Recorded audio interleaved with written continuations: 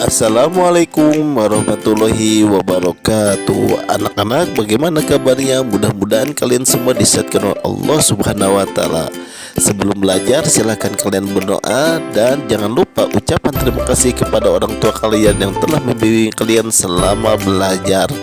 Nah, sekarang kita pelajaran PLH ya, pendidikan lingkungan hidup. Bapak akan menerangkan tentang perubahan lingkungan fisik oleh faktor alam. Pada waktu kelas 3, kalian telah mengenal istilah lingkungan. Masih ingatkah kalian apa yang dimaksud dengan lingkungan?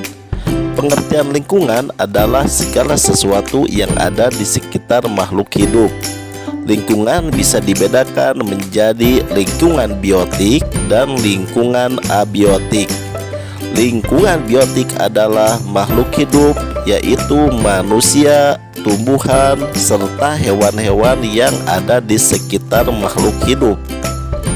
Adapun lingkungan abiotik atau lingkungan fisik adalah berbagai macam benda mati yang ada di sekitar makhluk hidup, seperti tanah, air, udara, iklim, dan lain-lain. Lingkungan hidup, tempat tinggal manusia dan makhluk hidup lainnya, banyak mengalami perubahan. Perubahan lingkungan dapat terjadi karena kegiatan manusia dan kejadian alam. Kegiatan alam seperti angin, hujan, dan cahaya matahari dapat menyebabkan kerusakan lingkungan. Hujan yang terjadi terus-menerus di suatu daerah dapat menyebabkan banjir.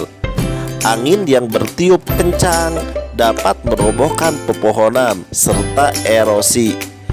Cahaya matahari yang terik pada waktu musim kemarau dapat menyebabkan mengeringnya sungai dan sumber-sumber air, munculnya titik-titik api penyebab kebakaran hutan.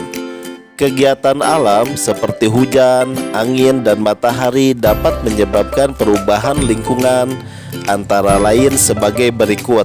1. Hujan. Hujan adalah titik air yang jatuh dari awan ke bumi. Musim hujan di Indonesia terjadi bulan Oktober sampai April. Hujan yang turun terus-menerus dapat menyebabkan terjadinya banjir. Di daerah yang tanahnya mempunyai daya serapan air yang buruk, bila terjadi hujan terus-menerus akan terjadi banjir. Hujan juga dapat menyebabkan erosi. Erosi adalah peristiwa pengikisan permukaan tanah, sedimen, atau batuan oleh gerakan air, angin, atau es. Erosi sebenarnya merupakan proses alam. Penggundulan hutan, pertambangan, perkebunan dapat memperparah erosi. Tanah pertanian biasanya mengalami erosi yang jauh lebih besar dari tanah dengan tumbuhan alami. Pengalihan hutan menjadi ladang pertanian meningkatkan erosi. Akar tanaman hutan mempunyai sifat kuat mengikat tanah, sedangkan akar tanaman pertanian tidak kuat mengikat tanah. Dampak dari erosi adalah menipisnya lapisan permukaan tanah bagian atas. Akibatnya, kesuburan tanah menurun. Akibat lain dari erosi adalah bila turun hujan mudah terjadi banjir, karena kemampuan tanah untuk meresapkan air berkurang.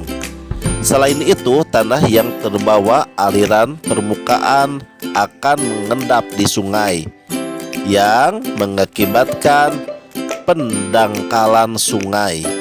2. Badai atau angin topan. Angin terjadi karena aliran udara dari daerah yang bertekanan tinggi menuju ke daerah bertekanan rendah. Angin yang bertiup perlahan-lahan menimbulkan rasa sejuk, tetapi angin yang bertiup kencang dapat menimbulkan bencana.